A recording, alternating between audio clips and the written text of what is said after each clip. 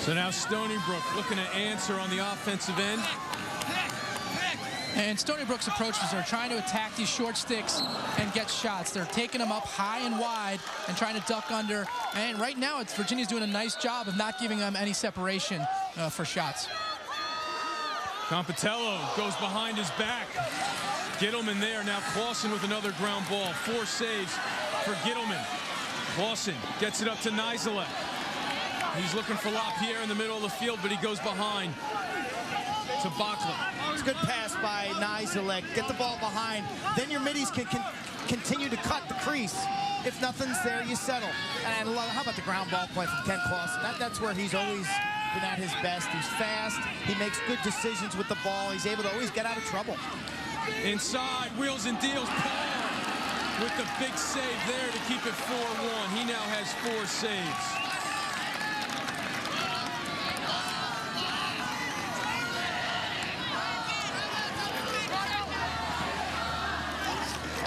Stony Brook throws it away on the clear.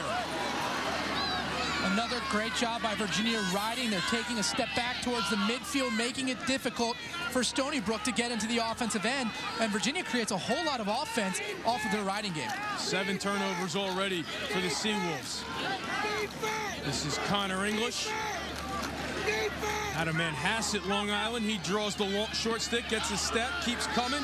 Now he's in trouble. Decides to attack another shorty. Redodge and redodge. It's 5-1.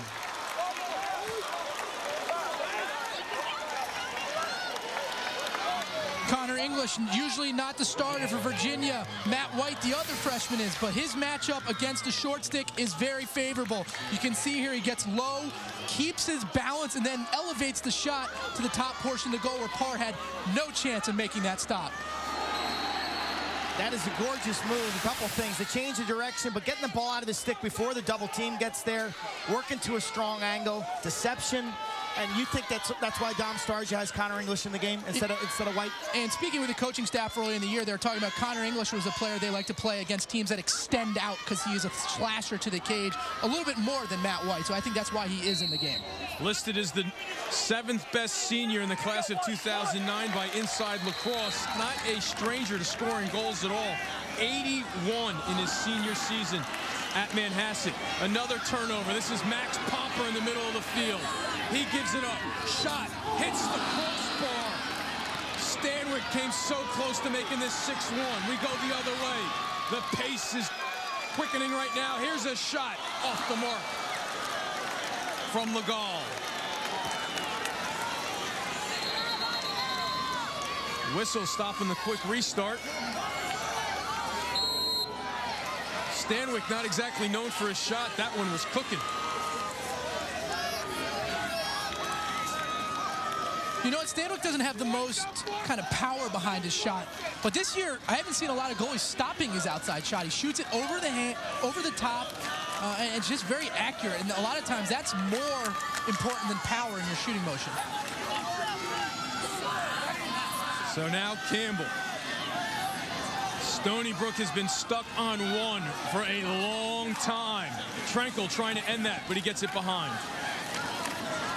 Now Crowley. Drawing Lovejoy. Crowley gets a step. Shoots. Gittleman ready for it.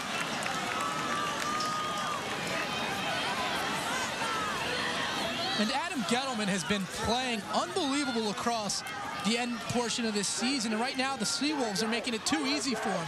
He's getting that confidence, and you're now at the point where you're going to have to have a perfect shot to beat him because he's getting a couple of these cupcakes, as we like to say, and making the easy stop. Quentin, you know that position better than anybody. What would you say is Gittleman's strengths? And feet inside, catch not made, ground ball.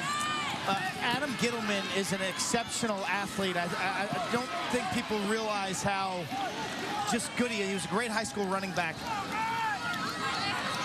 When he's on, not only does he make stops, but he's catching the ball and can really change the game with his outlet passes.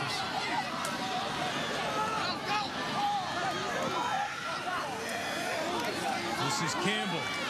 Gets it in the box, takes a whack, gets triple teamed, and a big hit there. Colin Briggs coming in on the slide and lowering the boom. Stony Brook holds onto the ball. Campbell takes a run at Lafayette. Now Crowley comes in through the box.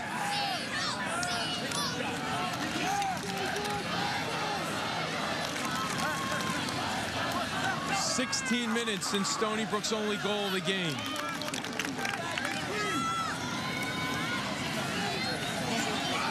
Here's Campbell looking to create. Stutter step move. Hands free. Gittleman can't stop that one. Timmy Trenkle has number 2.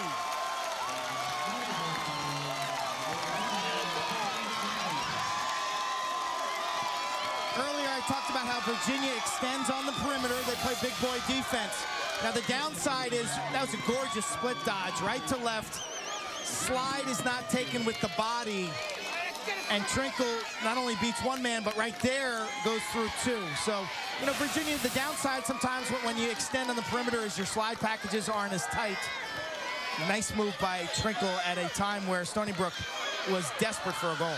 Now Ryan Benacasa gets a chance at Rand, and it doesn't matter. Rand right to Waldeck as if he was throwing it to him. Waldeck with over 100 ground balls on the season. He's looking to score. He makes a move and then sends it behind to the attack. Here's a shot opportunity. Just a bit too high, but there's Waldeck creating on the offensive end. That shot got deflected, one of the reasons why it sailed over the crossbar. The great equalizer, Adam Rand facing off, and Waldeck pushing the tempo. That was a major adjustment in the first game in the regular season. He dominated in the first half, then Benacasa got a rhythm and went the other way in the second half as Virginia pulled away 13-8.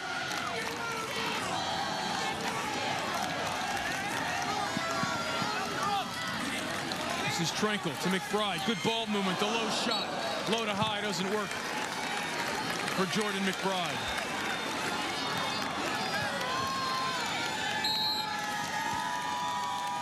Seawolves getting a little bit more aggressive on the offensive end, down by 3.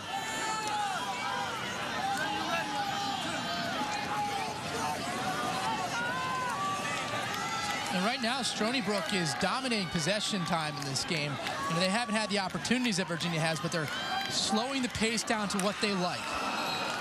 Good check by Malfris, number 30 on Crowley there. Looked like Crowley had time to get his hands free, but Malfris was there quickly.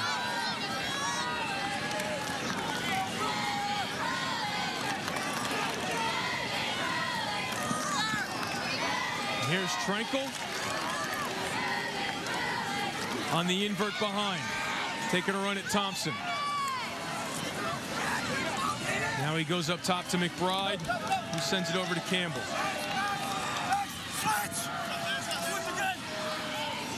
Dump down pass and goal. The two-man game makes it a 2-goal game.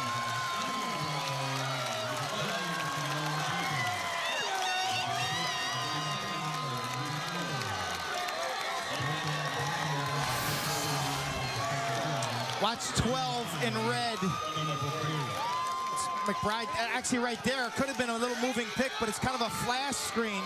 With Belton comes up right to left on your screen right there. His man gets caught staring at the ball. It's 24 in white. And so communication, playing picks on ball. Now let's see if Rand can play make it, take it.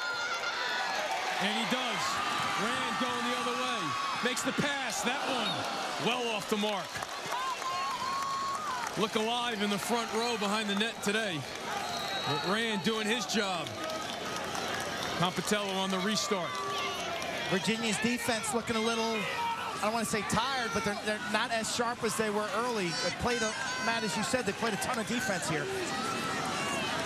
That was a long possession by the Seawolves, and they cashed in. So now Compitello.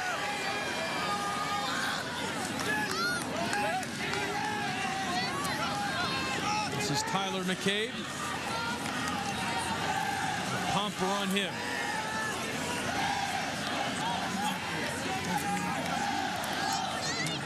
Paul Randazzo out of Smithtown, New York. Back up top to Adams.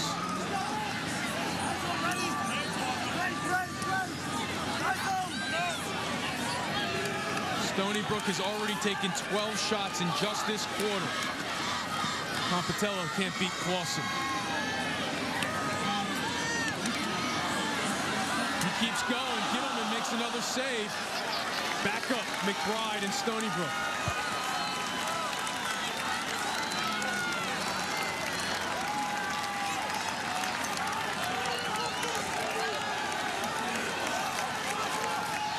So it's been a very busy second quarter for Gittleman in the Virginia defense.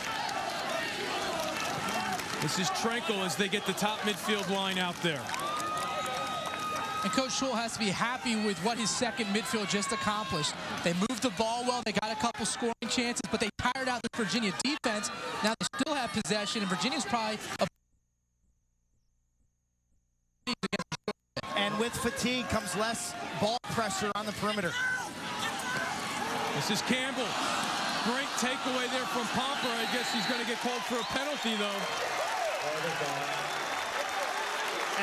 It actually wasn't Pomper. It's just Pomper makes the check. I believe the Stony Brook player was taken out. Watch after the check is made. Right there. That's Nizelek, very similar to a call to a hit against Kevin Drew in Syracuse. He wasn't called for a penalty on that hit, but a play that was very similar to that one back earlier in the year. And it's always nice to set a physical tone to a game, but you got to be smart in your opportunities. That was well after they had lost the ball. Just be smart. Don't take that unnecessary hit. Right in the middle of the field, all three officials got a good look at that one. Tom Abbott, Steve Miller, and Pete Werner are officials in this matchup. So now the Stony Brook extra man unit. This is Adams getting the pass. Feed inside, catch made, what a save by Gittleman. Denying Jordan McBride right on the doorstep. That does not happen very often. Mark that one down at 5:25 of the second quarter. Jordan McBride is shooting 50% on the season. 48 goals, 97 shots coming into today. So now Ramel Bratner wants to run some time off the penalty. This is Matt White, freshman out of Ridgefield, Connecticut. And this is going to be a big possession for Virginia. I think they should spin the ball a couple times, give their defense a break, and then attack with Shamel Bratton. Stony Brook hasn't shown the ability to stop him, so I would, and here you go, timeout. I think that's also a great play by Coach Starger. So they run out the penalty thanks to the big save by Adam Gittleman. Ricky Soule thought this was a one-goal game. Now he's back on defense. Thanks to the new Venture Card from Capital One, we get double miles with every purchase. So we earned a tropical vacation in half the time. We earn double miles every time we use our card. Double miles add up fast so we can bring the whole gang. Awesome! It's hard to beat double miles. Everyone knows 2 is better than 1. Introducing the Venture Card from Capital One with double miles on every purchase every day. Go to CapitalOne.com. Hey, what's in your wallet? Wait up! Welcome back to Long Island. Virginia with the ball in a 2-goal lead. Just under 5 minutes to play in the first half. For more on the entire Virginia lacrosse situation, let's go back down to the field and Bob Holtzman. Well, Eamon, it's easy to forget when you're watching a game like this how much stuff the Virginia players are dealing with. Not only are they trying to make the Final Four here today, but they missed graduation ceremonies back in Charlottesville. A very emotional graduation ceremony during which Yardley Love was given an honorary degree. Plus, there's the fact that one of their teammates, George Hughley, still sits in a jail cell. He'll be back in court June 10th. This week, one thing to keep an eye on, there may be a major development in this case. On Wednesday, a judge is expected to rule whether or not to unseal documents in this case. If they are unsealed, that would give us a lot more detail as to what may have led up to these events on May 3rd. All right, Bob, thank you very much. We will learn more about that this week. These players playing with so many emotions, Matt. You know some of them through their time with Virginia. You see the patches for Yardley Love on their jerseys. How do you get the feeling they've been able to focus on lacrosse during this tournament? It's been very difficult, but I think it's kind of can't overstate how important the team aspect of this is. These are your best friends, the guys you spend most of your time with. Lean on them when things get difficult, and they'll lean right back. And that's what it seems like these guys are doing very, very well. So now back to the game. Matt White is now on the field at attack, replacing Connor English. This is Ramel with the ball. Ramel Bratton being guarded by Vonzel Legal. Carroll draws the short stick of Laverne. Waldeck slides. Now Bachlet. Bachlet back to his right. Ginlett all over him, forcing the pass. Good body check there by Legal. Standing him up. No cross-check call. Ramel keeps his feet and keeps dodging. Now he gets it to his brother. Chamel draws the slide. Good active stick by Ginlett to knock it down. Big hit by Waldeck, who's coming up with the ground ball. Virginia has to come up with it and then get it back in the box. Can White do that? No, it stays loose, and Stony Brook forces the turnover, so a stop on the defensive end by Waldeck and the Seawolves. That was their best defensive possession of the game. They looked fast. They looked on the same page. They kept their matchup integrity and ran toe-to-toe with the Brattons. Just 3 shots on the quarter for the top-seeded Virginia Cavaliers as the Stony Brook offense now sets up to go back to work.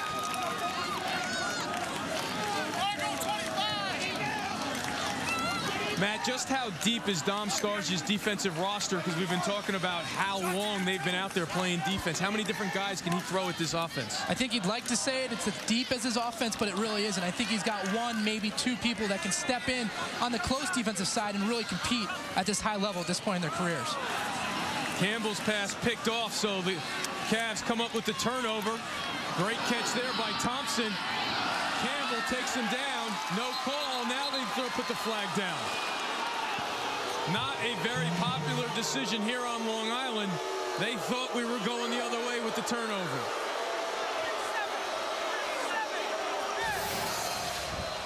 And you see what an outlet pass by Adam Gettleman up to Mikey Thompson. Right there over the head.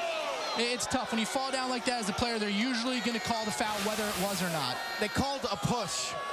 If anything, it may have been a hold, but I thought it was Thompson's stick that almost tripped himself. It did look like that. And that's a big break for Virginia in terms of now they can kind of slow it down a little bit, get into an offensive set on the man up. And watching the body language of the Virginia sideline, I don't think they, in their mind, thought they were going to get that call. There wasn't massive protest going on, let's just put it that way. And it was late. This is Fuchs, extra man specialist and sometimes starter on the attack unit. He takes the pass from Carroll. Now Carroll from up top gets it back to Chamel, who thought about it.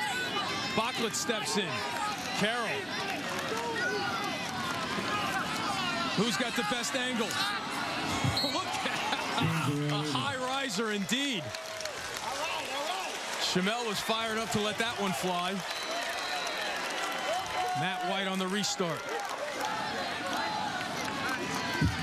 2 minutes remaining.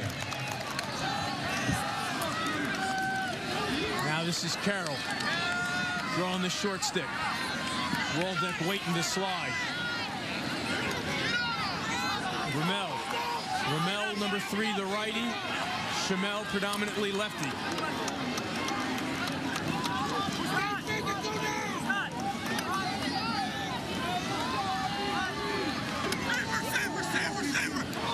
Now Chamel looking to line up Waldeck and take a run. Gets a pick and a switch. Here comes another slide.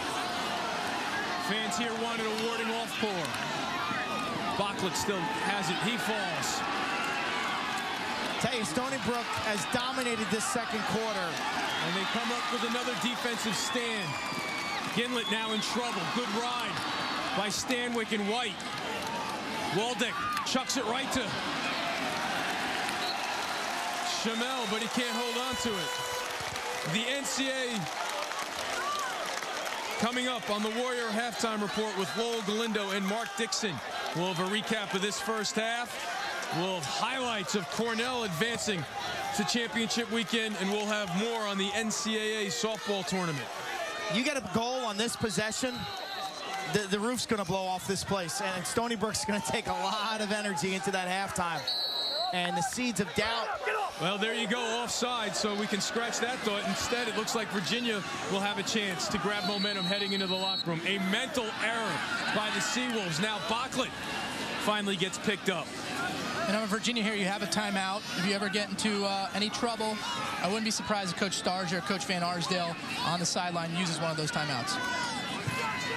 So a key final 30 seconds here of the first half. Stony Brook fighting hard to grab the momentum here in the second quarter and make it a game after it looked like Virginia was going to sprint to championship weekend. Now Shamel, he started the scoring this half. He passes it to his brother. Good look, but Parr denies his former high school teammate with 10 seconds left. And yes, Ramel was open there, but you probably are a bit smarter. 14 seconds left. You probably get a better opportunity than that. So Stony Brook dominates the second quarter to rally and get back in this ball game. Even though the big three haven't made the usual contributions, goose eggs out of Crowley, McBride, and Compitello, they come right back to make it a 2-goal game after 2 quarters. Now let's go back down to the field and Bob Holtzman.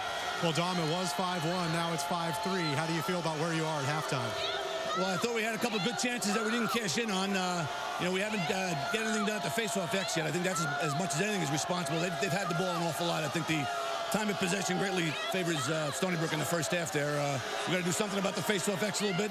Feel like we're in pretty good shape on defense. I mean, you just got to be patient on offense. When you haven't had the ball for a long time, that's hard to do. But we need to work to get good shots. Stony Brook clearly would like to play at a slower pace than you guys. How do you try and speed that up? Well, in our sport, you really can't force a team to play faster. What you really need to do is win ground balls, and I think it does start as much as anything, simple as it may seem, at the face-off X. And so we just see if we can do something at the face-off X, get some balls back there, and then I think we have a chance to set the pace of the game a little bit better. Good luck in the second half. Thank you very much. Stony Brook won 9 of the 10 face-offs in the first half. That's the way the regular season matchup went. We'll see how this turns out. Now let's go to Lowell Galindo and Mark Dixon in the studio. Guys, thank you so much, and everybody, welcome into the Warrior Halftime Report. Lowell Galindo here with Mark Dixon. We talked about Virginia, what they wanted to do, take the crowd out of the equation against Stony Brook. Did that with a 5-1 lead, but you saw Stony Brook get back into this game. And shots as we went to the break there, coming into the half, those Stony Brook fans starting to taunt Virginia a little bit. They're back in this game. Crowd-wise, do you think they are with this 2-goal deficit on the field? No question. It's emotional. It's very high energy. Right now, you've got a Virginia team that's been met by the counterpunch of Stony Brook. Outstanding face-off work by Adam Rand has really kept Stony Brook in this game. Charlie Parr, a couple of key saves, but the offensive pressure that Stony Brook is putting on Virginia, eventually, if those shots start to fall, it really could be a much better game in the second half. What else did you really take away from the first half? Really, it was Virginia coming out, flying out of the gates. It was Shamel Bratton. You know you have to account for number 1, and when he sticks the goal here, he gets Virginia off to the really quick start. And then some of the broken plays. Virginia was getting second chance possessions off of tenacious rides, turnovers by Stony Brook. Here's a loose ball rebound picked up and finished back. 4-1 at the end of the first quarter. It looked like it was getting away from the Seawolves. Stony Brook finding a way to stay alive in this game. 9 straight wins for this program, trying to make it 2 wins in their NCAA tournament run. Again, winner of this will be the final team to advance to the Final Four, which will be held in Baltimore, Maryland. Now, earlier today, as Virginia was preparing for this game, the students at the University of Virginia gathered for graduation ceremonies. There was a moment of silence before the ceremonies started to honor the life of Yardley Love and 3 other members of the class of 2010 that did not live to see graduation day in Charlottesville. Yardley Love's name was also listed in the commencement program as she was awarded her degree. More to come on the Warrior Halftime Reports. We will get you back out to Stony Brook, New York, to let you know how the second day of the quarterfinals started and who Notre Dame will have to go up against in the national semifinals. ESPNU, your home for college sports 24/7. The passion. Throws to the end zone, caught, touchdown! The anticipation. Holy cow, what a shot! The excitement. Every season, every reason to watch all year long.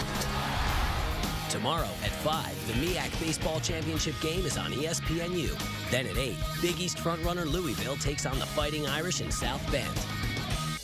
National Debt Report. If you have any type of debt, call now for a free debt report. There are laws in place which may allow us to lower your debt up to 70%. I was in debt up to here. I made one easy phone call and they cut my monthly payments in half. Take back control of your life. Become completely debt-free in months. Credit card bills, medical bills, repos, any type of unsecured debt. This opportunity will not last. Call now. Call 1-800-230-3768. If basketball is your passion, then connect the right way at ihoops.com. ihoops.com is the ultimate online resource for youth basketball, designed to take your knowledge and skills to the next level.